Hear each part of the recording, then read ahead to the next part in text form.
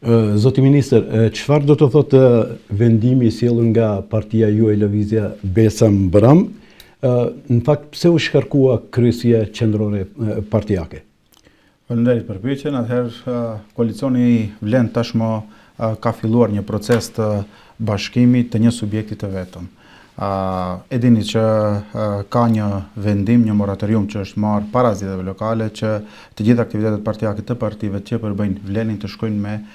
logon dhe me emrin e vlenit. Në frymën e kësaj, domethënë Kuvendi Qendror I Lëvizjes Besa si organi më I lartë partijak mes dy kongreseve vlerësoi se duhet që të shkarkohen të gjithë pozicionet partijake, konkretisht kryesia qendrore, në frymën dhe energjinë e asaj që të gjithë forcat politike tona të fokusohen në bashkimin e vlenit e pastaj të shkohet edhe në strukturimin e vlenit si një subjekt apo një parti e përbashkët që I përbën të gjithë subjektet tjera të cilët janë në ombrellën e vlenit. Me këtë veprim, ne si subjekt politik, si Lëvizja Besa, dëshmojmë se si partia më e vjetër në përbërjen e vlenit, jemi të interesuar dhe bëjmë një hap konkret drejt unifikimit të vlenit në një subjekt të vetëm. Besojmë se ky është vullneti I votuesve të vlenit, ky është vullneti I shqiptarëve të Maqedonisë së Veriut, gjë që praktikisht u konfirmua në zgjedhjet e fundit lokale ku arritëm që të marrim 107.000 vota. Me këtë akt, domethënë të sjelljes këtij vendimi të cilën sapo e përmendëm, pushon edhe posti I zotit Fatimir Limoni, një çështje kjo pak a shumë që I ka simbolikisht I ka paraprir kësaj situate, them kushimisht. Po çfarë ndodh me postin e tij si ministër? Domethënë me këtë vendim normalisht, ashtu siç e përmendët edhe ju, domethënë shuhen postet e të gjithë anëtarëve të kryesisë qendrore të Lëvizjes Besa, përfshir edhe kolegun cilën e apostrofuat dhe para disa ditëve kryetari bëri të qartë që jo vetëm subjekti jon, por çdo subjekt politik do të bën analizën e punës së funksionarëve të tij, duke nisur edhe nga unë, po ashtu edhe nga kolegu që ju apostrofuat zotri Fatmir Limani, edhe zëvendësministrat, po ashtu edhe drejtorët, që të jemi në frymën apo në shërbimin e asaj të përkrahjes cilën e kemi marrë nga qytetarët, konkretisht shqiptarët, dhe nëse kjo analizë që do të bëhet ditëve në vijim do të tregon se do të duhet ndokund që të intervenohet apo do duhet që të bëhet ndryshimi I ndonjë resori, I ndonjë kuadri apo do të duhet që të zëvendësohen ata, normalisht që në frymën e asaj që të jemi sa më të suksesshëm, që të arrijmë dhe të japim rezultatet cilat I presin qytetarët të cilët na kanë votuar, normalisht do të duhet që të pranojmë dhe çdo vendim të Kuvendit Qendror si organ më I lartë partijak do të duhet që ta mirëpresim si të tillë. Aty ku do të ketë nevojë thash që të bëhet rotacion, do të ketë edhe rotacion pasi që ndodh që pozicioni cilin e udhëheq cili do funksionar I ndonjë subjekti, konkretisht në rastin tonë I Lëvizjes Besa, nuk përshtatet me kandidatin që e kemi të dërguar, deleguar nga subjekti jon politik dhe është një kontroll apo një monitorim që do të bëhet I të gjithë funksionarëve dhe në fund normalisht që do të ketë një vendim dhe nëse do të ketë një rekonstruim të qeverisë do të propozohet që të vendohen persona të cilët do të japin frymë apo do të jenë në frymën e realizimit të projekteve të cilat I presin tani më qytetarët tanë, po ashtu edhe të ketë rotacion. Dhe është gjë normale, është një veprim që e bën jo vetëm subjekti jon, po çdo subjekt I cili është brenda programit qeverisës, bën analizën e funksionarëve të saj dhe është e mirëpritur nga të gjithë, nuk shoh këtu ndonjë hapësirë për të patur ndonjë vërejtje apo për të patur ndonjë kritik, është gjithçka në suaza të normales. Si keni raportet me kreun e ekzekutivit e Kristian Miskovski, sepse paraprakisht ka pasur disa mes kreut të partisë tuaj, zotit Bilal Kasami dhe Kristian Mickovskit, ka pas disa deklarata edhe jo shumë të këndshme. Tani, a keni arriti të i kaloni ato mosmorëshme vetë? Raportet me kryeministrin Mickovski janë korrekte si dy partnerë në qeveri. Normalisht kemi dallime për çështje të caktuara, kemi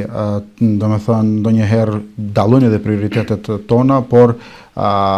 deri më tani raportet kanë qenë korrekte. Duhet që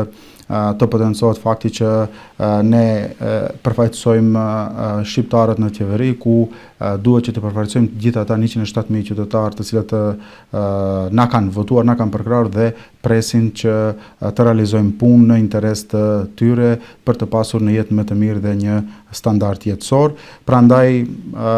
ne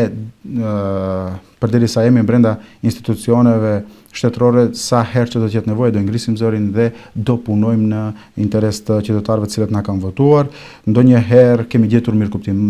më të madh, ndonjëherë mirëkuptim më të vogël, por generalisht gjithmonë kemi pasur raportet korrekte me kryeministrin e vendit. Mbrëmë realisht, gjykuar nga perspektiva jone gazetare, kemi pritur diskutohet edhe lidhur me atë cilën e keni paralajmëruar ju si parti politike disa herë, daljen nga qeveria. Pse nuk ishte pjesë e agjendës së mbrëmshme dalja nga qeveria? Ka qenë më shumë... Megjithëse ne gjatë punimeve nuk kemi qenë brenda, vetëm jashtë kur dole morëm se çfarë është sjell vendimi. Më shumë kanë qenë spinat të medjave dhe të portaleve që i kanë brenda ditës, domethënë i kanë shpërndar në opinion, absolutisht nuk ka qenë as temë rendit të ditës, domethënë kjo pikë që të diskutohet që a do të jemi në qeveri apo jo. Lëvizja Besa është bërë pjesë e qeverisë kur ka hyrë bashkërisht me Vlenin, dhe në qoftë se hipotetikisht e themi do të ketë një situatë të këtillë, do duhet që të diskutohet në kuadër të Vlenit. Këtë e them përsëri në qoftë se hipotetikisht do të ndodhë diçka e tillë, sepse tani për tani po bëjmë betejën brenda institucioneve dhe kjo i ka dhënë rezultatet e veta. E dini që për 18 muaj se jemi qeverisje kemi bërë disa punë që është dashur pushteti paraprak që ti realizon për 20 vite dhe nuk i ka realizuar. Kemi sjell ligj për përfaqësim të drejtë dhe adukat që shumë shpejt do të kaloj në kuvendin e maqinisë së veriut. Kemi zgjedhur problemin me medresen, po ashtu edhe ligjin për jurisprudencën në gjuhën shqipe jemi në proces të zgjidhjes, po ashtu edhe investimet të cilët nuk janë bërë në zonat shqiptare në Maqedoninë e Veriut, nga Likova dhe deri në Struk kemi arritur që të ndajmë buxhetin proporcion në bazë të kokës, në bazë të çdo komunë ka marrë hisën e vet për kokë banori, domethënë një ndarje e drejtë reciproke për herë të parë që nuk ka pasur më përpara një ndarje të tillë, dhe gjithë këto probleme të cilët kanë qenë të trasuara dhe është dashur të zgjidhen nga pushteti paraprak nuk i kanë realizuar. Është dashur të vim ne dhe për 18 muaj qeverisja të arrin të gjejnë zgjidhje, dhe përderisa këta punë që janë të realizuara në interes të shqiptarëve dhe të gjithë qytetarëve të Maqedonisë së Veriut dhe po japin rezultate, nuk shoh që ka ndonjë arsye sepse duhet që të diskutohet kjo temë se do të jemi apo nuk do të jemi pjesë e qeverisë. Në mbledhjen e mbrëmshme po ashtu për skaj vendimit që u shkarkua kryesja qendrore, u soll edhe vendimi që u autorizua kryetari i partisë që të nisë bisedimet për unifikimin e Vlenit si koalicion i madh në një subjekt të vetëm politik, ku do të ulet edhe do të diskuton me përfaqësuesit apo liderët e subjekteve tjera, që nga gjithë ky proces Vleni të del më i unifikuar, më i fortë, më i organizuar dhe të arritë proceset të shtypëtuara. Duhet të ashtroj edhe një pyetje në këtë kontekst. Pas shpalosjes së vendimit partijak nga ana e kreut tuaj të partisë, të gjithë pak a shumë unanimisht edhe ne që i ndjekim këto zhvillime politike nga jashtë, mendojmë se u hap rruga drejt shkrirjes së Vlenit në një parti politike. Deri ku kanë mbërritur këto aktivitete në këtë drejtim? Apo cilat janë aktivitetet e fundit? Apo të fundit të cilat po jeni duke ndërmarrë në këtë drejtim? Unë besoj se ka një pajtueshmëri, parimisht nga të gjithë subjektet që Vleni duhet bëhet si një subjekt politik. Diskutohet tani për tani format se si do të shkohet. Do të shkohet në formën e bashkë kryetarit apo të rotacionit apo propozime tjera të cilët vinë dhe po diskutohet në formën se si do të arrihet deri tek ky bashkim apo deri tek ky fuzionim dhe pikërisht për këtë arsye edhe sollëm vendim mbrëm që të bëjmë një hap drejt nisjes së këtij rrugtimi apo të këtij koalicioni të madh që arriti në 2 ciklet e fundit zgjedhore të korr një sukses të përtëmarrë apo të gjenë një mbështetje të madhe nga qytetarët e Maqedonisë së Veriut, konkretisht nga shqiptarët dhe kërkesën e votuesve të arrijmë që ta implementojmë dhe ta realizojmë në një subjekt të vetëm dhe jo në një koalicion siç është tani. Funksionimi brenda qeverisë, bashkimi apo mos bashkimi ndihmon apo funksionimin e qeverisë të vlenit si pjesë e ekzekutivit? Normalisht në qoftë se do të jetë vleni një subjekt, do të homogenizohen edhe më shumë strukturat partijake, po ashtu do të homogenizohen edhe funksionarët mes vete ku do arrin që të shkëmbejnë informacione se cilët punë, kudo që kanë ngelur që të arrin që të shtojnë përpara punët institucionale të cilët. E dim se parashtrova këtë pyetje kështu, sepse kam natyrisht si gazetar kemi edhe burimet tona në gjitha partitë politike, po diçka që më ka nga ishe antarët e vlenit, ishe antarët e BDI-s tani që janë vlenë, respektivisht që janë pjesë e LDS Izet Mexhitit, ka kështu zëra që ju funksiononi më mirë, mos e merrni kështu si lavd, ju funksiononi shumë më mirë se sa BDI-a si një parti politike në kuadër të qeverisë. Cila është e vërteta? Atë që bëjmë... Mos e merrni për si avantazh, atë të cilën e bën konkretisht që e paraqiti kryetari para disa ditëve në emision që do të ketë domethënë një monitorim dhe do të ketë një analizë se si funksionojnë apo deri ku kanë arritur me punë funksionarët e televizionit Besa, po ashtu edhe vlenit gjithë subjektet bëjnë analizën e tyre të funksionarëve të tyre dhe normalisht që në fund do të sillet një përfundim apo konkluzionet që do të dalin nga kjo analizë dhe prej atij konkluzioni hapa të cilët do të ndërmerren më pastaj në të ardhmen dhe kryetari juaj Zoti Kasami mbrëm ka shfaqë hapur vërejtje edhe për punën e disa funksionarëve. Prandaj e shtrova ashtu pyetje. Dhe konkretisht domethënë kemi fillimisht si vlen kemi një kryesi qendrore që u formua para zgjedhjeve lokale, kemi një media qendër të përbashkët ku funksionon në mënyrë perfekte, kemi një kadrovik të përbashkët ku këtu nga eksponent të partive politike shpesh herë kanë hasur në kritika për funksionimin e kadrovikut dhe normalisht që në mbledhjet e radhës do të shohim mundësi të përforcimit të këtij kadroviku apo ndryshimit eventual të tij që sa më mirë të dalim dhe të jemi sa më dinjitos të përfaqësuar. Po ashtu kryetari që e përmendi domethënë për funksionimin e funksionarëve të televizionit Besa, unë kam informuar për punët të cilët janë bërë në dikasterin cilin e udhëheq, kemi arritur domethënë për 18 muaj nga plani operativ të... E keni përmendur edhe rritjen e pagave për administratorët. Cila kategori do të përfshihet dhe për çfarë rritje bëhet fjalë? Realisht me marrëveshjen cilën e arritëm me 2 kolegat tjerë, ministra dhe me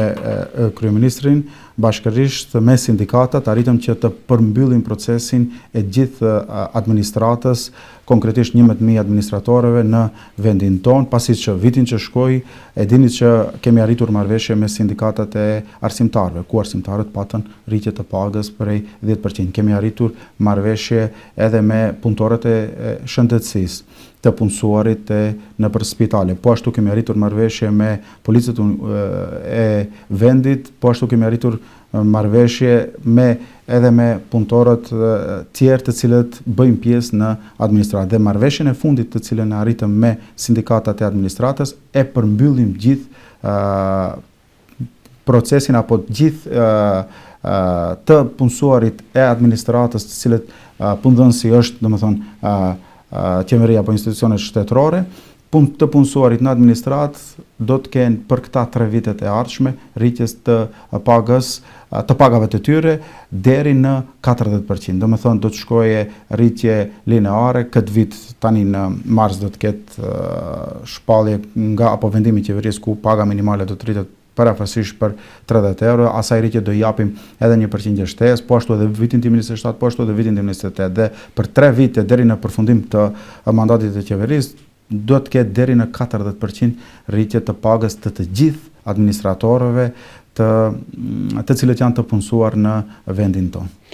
Dhe duhet t'ju pyes për në fund të kësaj interviste të shkurtër, duhet t'ju pyes edhe lidhur me një problem që është pjesë e dikasterit të cilët ministror të cilin ju e drejtoni momentalisht. Në këtë periudhë, kohëve të fundit, po përballeni me protestat të sindikatës të cilat kërkojnë rritjen e pagës minimale deri 600 euro, ashtu më duket si.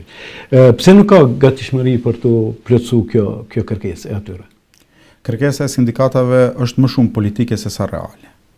Në shkuptim? Për arsye që në çdo vit harmonizohet paga minimale dhe janë pata të njëjtit të cilët kanë bërë marrëveshje në Këshillin Ekonomik Social me qeverinë edhe me punëdhënësit dhe ka një formulë. Për atë formulë janë të dakorduar ata vetëm dhe në bazë të asaj formule, në bazë të atij ligji, ne si qeveri qëndrojmë në bazë të asaj formule ku në mars do të bëhet publike se sa do të jetë paga minimale për çdo vit. Në bazë të trendit që e shohim që është duke shkuar, për çdo vit paga minimale rritet. Dhe për këtë arsye them që kërkesa apo protestat e tyre është e drejtë ligjore në shtet demokratik që të protestohet, askush nuk e konteston, por janë më shumë politike se sa reale, pasi që ne si qeveri përmenda më herët me gjithë të punësuarit e administratës apo të sektorit publik jemi marrëvesh, jemi dakorduar me gjithë sindikatat dhe tani më të gjithë do të kenë rritje të pagës edhe minimale, po ashtu edhe të pagave të tyre. Sa i përket sektorit privat, do të duhet që sindikalistët të merren vesh me punëdhënësit. Në qoftë se ata mundet që të mbajnë realisht këtë kërkesë të tyre që pagat të rrisin minimale në 600 euro, ne si qeveri nuk do të bëjmë problem. Këtë kemi deklaruar s'di sa herë që nuk, edhe unë në dikasterin cilin më tangon paga minimale, kam deklaruar që ne nuk do të kemi pengesë në qoftë se ata në mes vete merren vesh. Po, të them edhe një detaj tjetër, një fakt që pse e them politike dhe pse e them që nëpërmjet këtyre protestave krijohet mjegull dhe krijohet një dezinformat apo opinion i rrejshëm tek qytetarët. Gjithsej të punësuar në sektorin privat dhe të publik janë diku te 700.000 qytetarë të vendit tonë. Prej atyre vetëm në sektorin privat, në sektorin publik nuk ka qytetar i cili merr pagë minimale. Vetëm në sektorin publik, nuk ka qytetar i cili merr pagë minimale, ndërsa në sektorin privat ka parafërsisht në bazë të endit statistikor të dhënave të cilët i kemi, diku te 30.000 qytetarë të cilët marrin pagë minimale.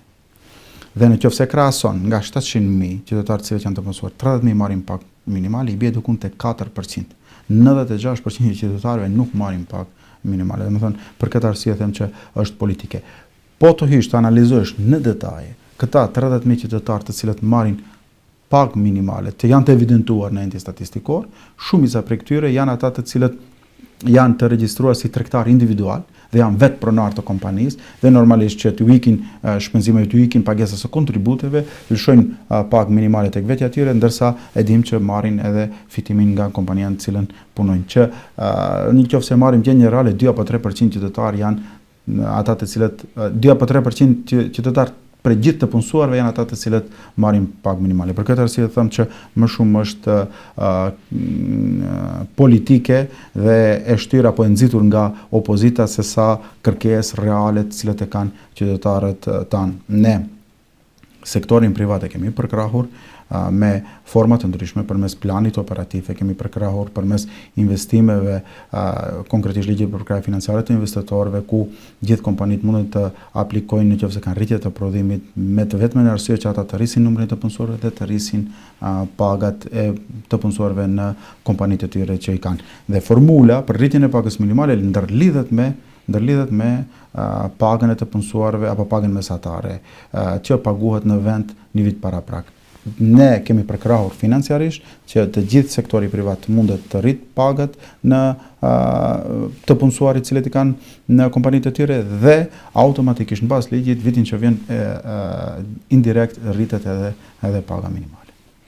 Zoti Ministër, faleminderit për kohën që ndat për intervistën të ne. Faleminderit për ftesën, sa herë që të më ftoni dhe marr pjesë në emisionin tuaj. Kënaqësi.